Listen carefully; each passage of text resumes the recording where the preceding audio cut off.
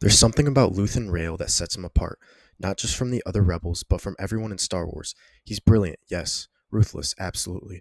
But more than that, he's operating on a level that even the Empire struggles to keep up with. He doesn't just predict their moves, he anticipates their intentions. It's like he's watching history unfold from above, like he already knows how the story ends.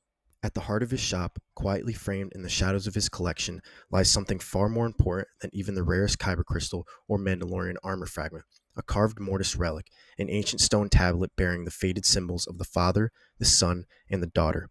These aren't just forgotten religious icons or decorative artifacts. These figures represented the very foundation of the Force: balance, chaos, and order. In the Clone Wars, they appeared on a mystical planet tied directly to the deepest metaphysical truths of the galaxy. And in Rebels, the same symbols were used to unlock the world between worlds, a realm that exists outside time itself. The Mortis tablet in Luthen's shop isn't placed randomly. It's not behind glass for display value. It's set apart, respected, protected even. It's as if Luthen isn't keeping it as part of his cover, but as something sacred, something dangerous, something personal. The presence of that relic suggests that Luthen isn't just a collector of Jedi leftovers. He's someone who has interacted with this power, who perhaps had his entire worldview changed by it. It might even be the very artifact that opened the door for him into something far beyond his understanding. What if the reason Luthen is always 10 steps ahead is because long ago he briefly entered the world between worlds, the strange realm outside of time that we first saw in Rebels, a place where voices from the past and future echo all at once, a place where moments in time can be touched, even altered, by those who understand its flow. Unlike Ezra Bridger, who was trained by a Jedi and guided through the experience, Luthen would have stumbled into the world between worlds by accident. Maybe it was in his younger years, while chasing rumors of Jedi relics. Maybe he found an ancient site, a ruined temple or hidden archive, and his dormant force sensitivity reacted to something deep within it. Maybe the Mortis tablet we see in his shop wasn't just collected, maybe it's what brought him in. And at some point between the end of the Clone Wars and the start of Andor, this is what he saw. Not in a clear step by step vision, but in overwhelming fragments: a Death Star orbiting a moon, a blinding explosion, Cassian Andor standing in a hallway calm before a storm, a young girl, Jyn Erso, clutching a data file. He may have heard whispers of names: Krennic, Galen, Leia, Skywalker. Faces blurred, moments out of order, like memories from a dream. A sun rising over Scarif, a darkness swallowing Alderaan. Hundreds of unarmed civilians, men, women, children, gunned down by stormtroopers, their screams echoing through smoke and blaster fire. At the time, he didn't recognize any of them. The people he saw were strangers. The scenes were disconnected. There was no context, no explanation, just overwhelming force, pain, and light. But later, as the years passed, the terrifying truth began to set in. He started to meet them. Slowly, he began to recognize the faces from the vision.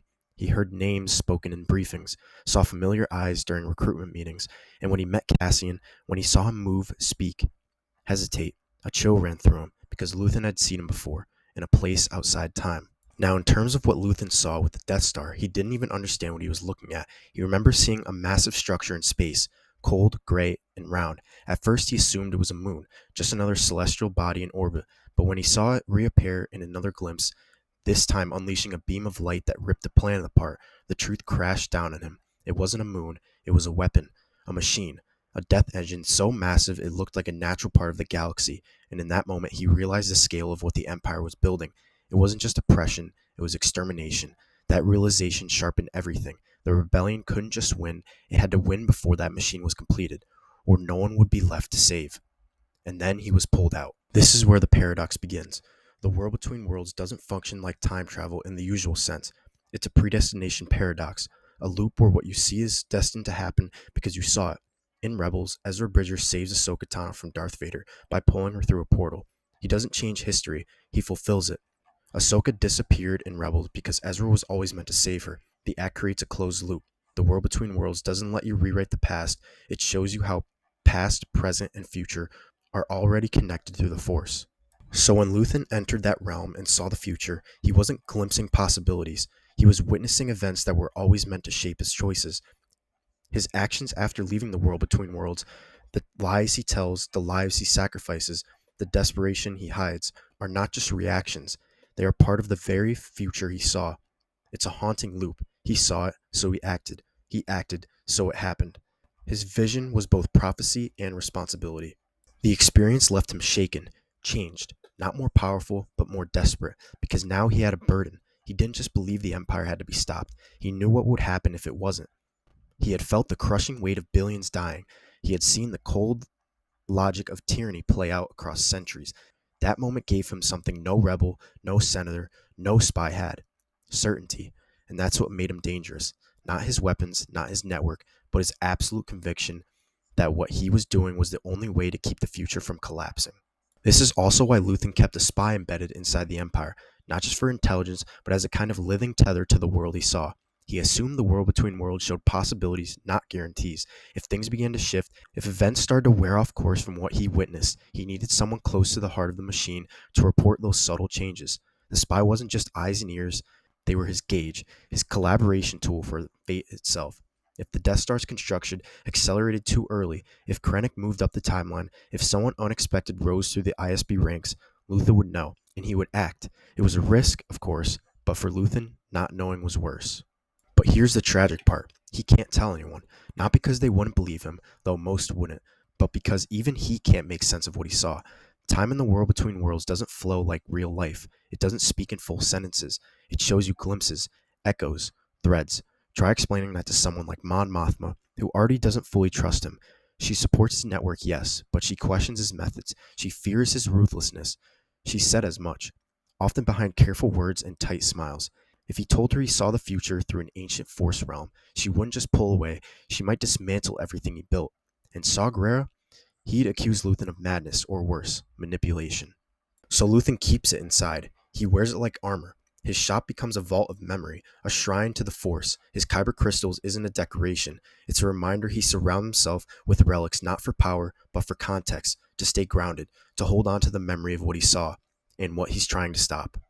And that's why he's willing to sacrifice everything, why he lets Krieger's men die, why he manipulates Cassian, why he never tries to save himself. He doesn't think he's special, he doesn't think he's a hero, he just knows what's coming, and he's the only one who can make sure the galaxy survives it. If this theory were true, in the end, Luthen Rael might be the closest thing Star Wars has to a tragic prophet. A man who brushed up against eternity, saw horrors he can't explain, and chose to fight, not with lightsabers or prophecy, but with cold plans, quiet pain, and ruthless resolve. The world between worlds didn't give him answers, it gave him purpose, and that purpose is the fire that burns behind everything he does. But if all this is true, what else did he see? Would he ever confide in Kleya, the one person who seems closest to him, and the only one who might understand? Did he leave clues behind, buried in his gallery of relics, waiting for the right person to piece it all together? And most importantly, did Luthen ever wonder if his glimpse of the future was a warning or a challenge? Please like, comment, subscribe, and may the Force be with you.